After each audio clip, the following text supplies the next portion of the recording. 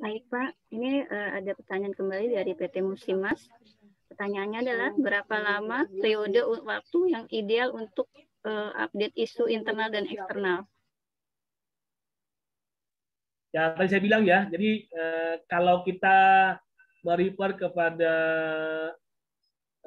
peraturan P2K3 ya tentang laporan 3 bulanan ya mungkin saran saya kalau teman-teman yang punya P2K3 dan harus lapor ke Disnaker ya mungkin bisa digunakan update-nya sebelum laporan itu ya. Tapi kalau tidak ada mungkin quarterly bisa digunakan lah supaya kita juga tidak terlalu harus mereview ya. Yang penting informasinya sudah kita keep ya, kita pegang bahwa ada isu-isu apa saja. Nah, ketika kita mengupdating datanya mungkin 4 bulan sekali bisa kita update. Nah, yang pasti bahwa kalau menurut ISO pada saat manajemen review data yang terbaru terupdate sudah harus di capture di dalam input manajemen review karena itu yang menjadi standarnya. Demikian. Baik Pak, terima kasih. Sebentar, ini ada pertanyaan kembali Pak. Ini pertanyaan dari Pak Sahat. Pertanyaannya adalah terkait dengan layout perusahaan. Ketika ada pengembangan perusahaan membeli tanah yang masih kosong jauh dari lokasi perusahaan tersebut dan kemudian diserahkan ke kontraktor untuk melakukan pembangunan pabrik dan terjadi kecelakaan pada proses pengerjaannya. Apakah pendataan kasus kecelakaan masuk dalam pencatatan di perusahaan tersebut? Terima kasih Pak. Itu pertanyaannya Pak. Nah, ini kembali ke, tadi saya bilang Pak, kembali ke ruang lingkup sertifikasinya Pak, gitu aja Pak. Ya. Jadi kalau kita bicara areal apa yang di cover apa tidak, kalau pada saat sertifikasi itu area tersebut sudah didaftarkan ke dalam area yang akan diaudit, maka itu menjadi masalah Pak, gitu ya. Tapi kalau area tersebut belum masuk dalam lingkup sertifikasi atau audit, mungkin nggak masalah gitu, clear gitu ya. Secara sistem manajemen ya gitu ya. Walaupun secara laporan ke pemerintahnya beda lagi nih Pak, karena kan tahu sendiri lah kalau namanya pemerintah kan pasti kan tahu lah kalau ada pengembangan wilayah di dalam sebuah perusahaan kan pasti kan ada izinnya segala macam Pak ya pasti dipantau ya. Tapi yang pasti bahwa sepanjang area tersebut belum masuk ke dalam lingkup sistem manajemen K3-nya itu nggak masuk dalam apa istilahnya penilaian gitu ya. Tapi kalau dia sudah masuk ya itu menjadi hitungan dan menjadi faktor yang bisa mengganggu performance ya daripada organisasi begitu. Baik Pak, terima kasih. Untuk Bapak Ibu yang lain silakan untuk bertanya karena kita masih punya waktu. Oh sebentar, ini ada pertanyaan yang baru masuk Pak. Ini dari Pak Kevin, PT JRBM. Pertanyaannya adalah, dalam PIARO terkait COVID-19, bila di risiko kita masukkan potensi tertular, apa contoh yang dapat kita masukkan pada peluangnya Pak? Maaf, saya ulang pertanyaannya, apakah contoh yang dapat kita saya ulang ya Pak ya, dari awal ya Pak. Iya. Dalam PIARO terkait COVID-19, bila di risiko kita masukkan potensi tertular, apa contoh yang dapat kita masukkan pada peluang?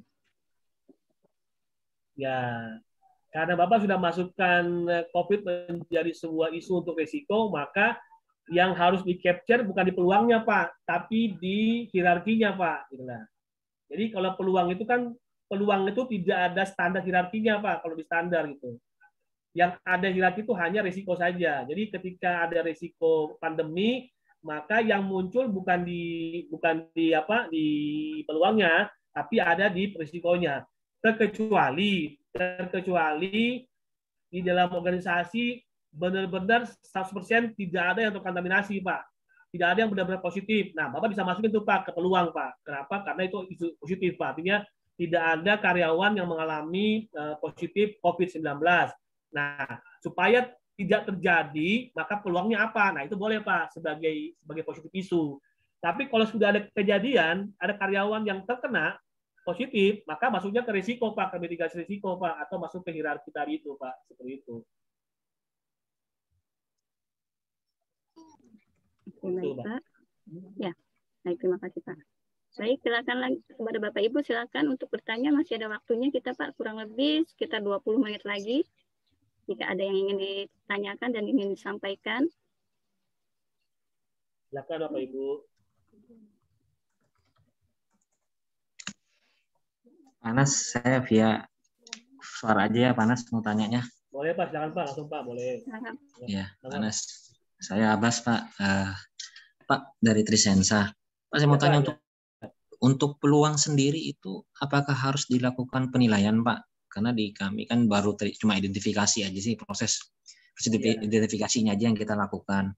Terus gimana cara menentukan Pak? Karena di kaji resiko kita juga itu untuk faktor internal sama eksternal itu kita udah pisahkan.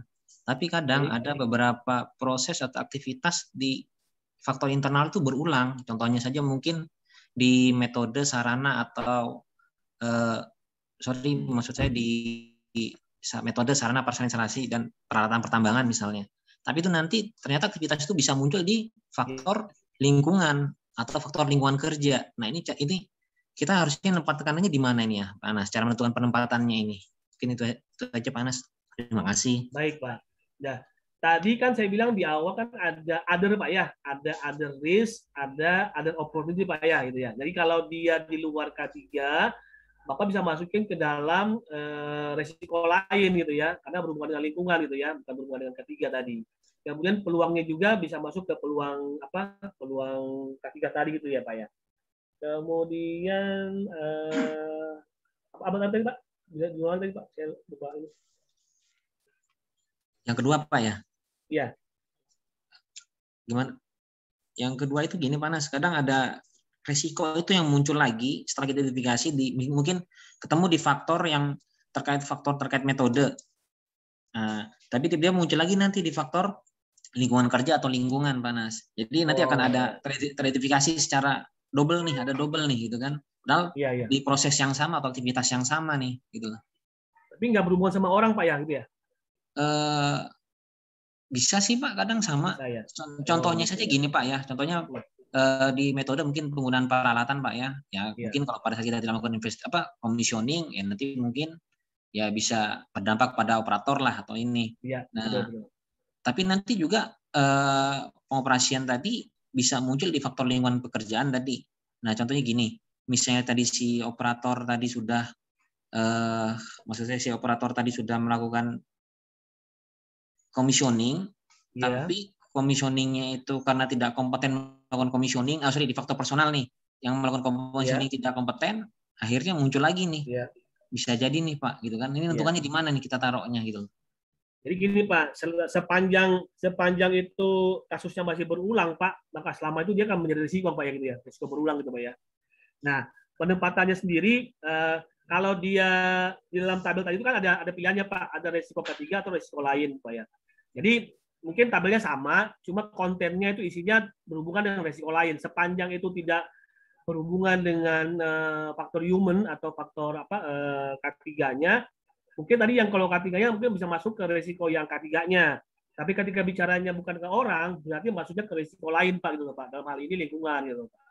Nah, tadi Bapak bilang mengenai penilaian tadi Pak ya. Nah, tadi kan saya bilang Pak di metris tadi saya bukan nih Pak, Bapak bisa lihat Pak di materi Pak.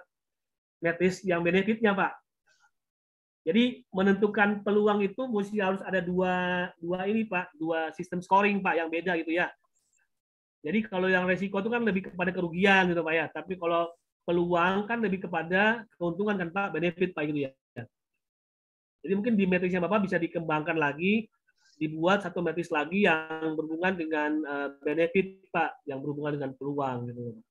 Oke Pak, untuk buat ini kan kita perlu waktu Pak. Itu kira-kira kalau misalnya di audit ini termasuk improvement apa nanti salah satu temuan minor Pak? Observasi. Ya kalau kita baca secara requirement, sepanjang perusahaan sudah menerapkan yang namanya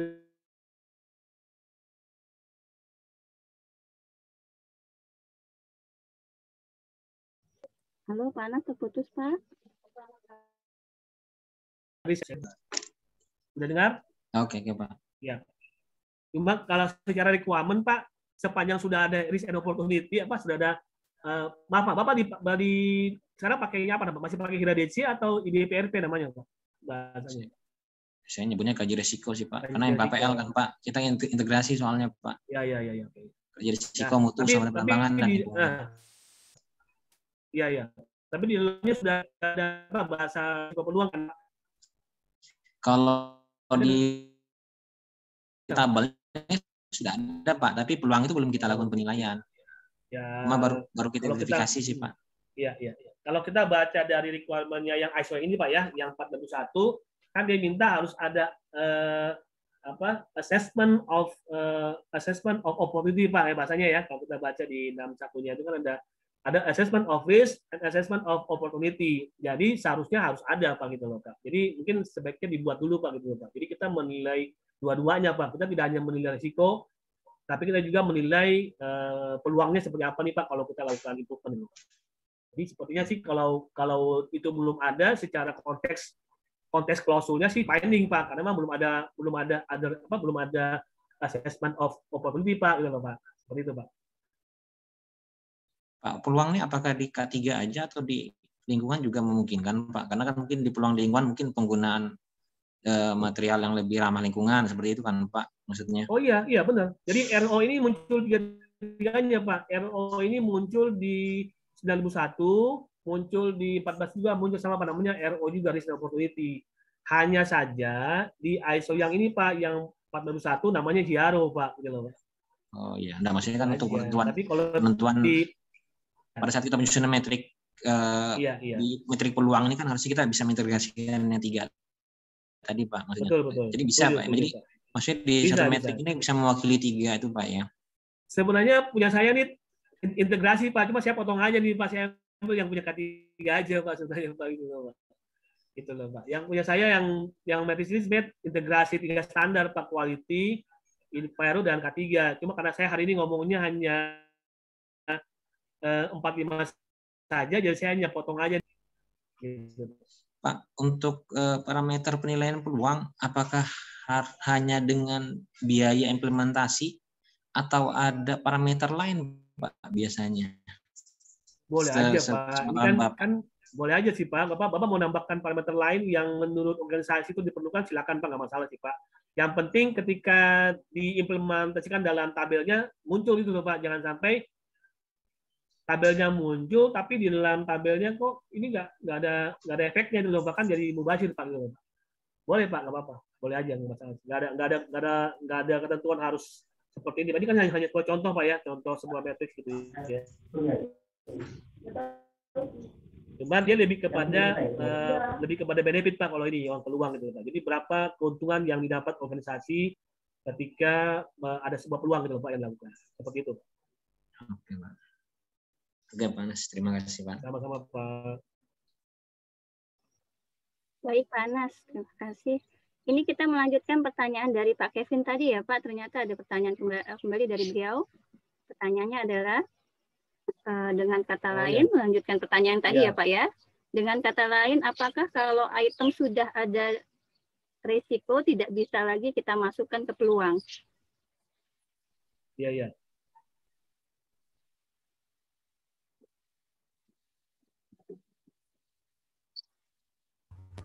Diulang Bu. Baik Pak, saya ulang ya Pak ya. Putus ya. Pertanyaannya lagi adalah, dengan kata lain, apakah kalau item sudah ada di risiko tidak bisa lagi kita masukkan ke peluangnya?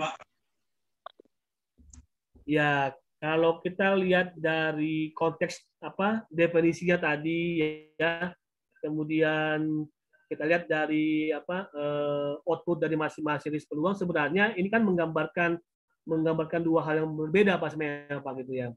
Jadi kalau kita mau masukin risiko dan peluang nanti jadi confused Pak ya. Sebenarnya ini masalah yang terjadi atau ini sebuah improvement lah. Itu kan jadi bingung Pak gitu. Jadi mungkin sebaiknya bisa aja Pak supaya ketika kita membaca sebuah tabel RO itu Pak akan tergambar bahwa sebenarnya banyakkan risikonya atau banyakkan peluangnya sih Pak, sebuah asesmennya Pak. Kalau banyakkan peluangnya berarti kan bagus kan Pak, organisasi mampu meredam risiko yang ada di sebuah perusahaan Pak. gitu loh Pak. Jadi sebenarnya kalau menurut saya ini dua hal yang harus dipisahkan tuh Pak, tidak boleh digabung ya. Nah, beda kalau resiko itu setelah dibuatkan hierarkinya, kemudian dicek efektivitasnya secara mungkin 3 bulan kemudian atau 4 bulan kemudian terbukti efektif, kemudian dipindahkan ke peluang, itu boleh aja Pak di review berikutnya gitu. Jadi mungkin dia akan pindah ke peluang setelah terbukti efektif. Kan sama juga Pak seperti kita bicara konteksnya klausul 10 ya, non conformity ya, ketika sebuah non conformity terjadi, kita diminta untuk membuat correction, corrective action. Kemudian kita diminta untuk memastikan efektivitas daripada corrective action tersebut. Nah, mungkin setelah kita perlu waktu mungkin jeda 3 bulan 4 bulan kita menemukan fakta bahwa itu efektif, maka di review RO berikutnya kita tinggal pindahkan saja Pak yang tadinya Mbak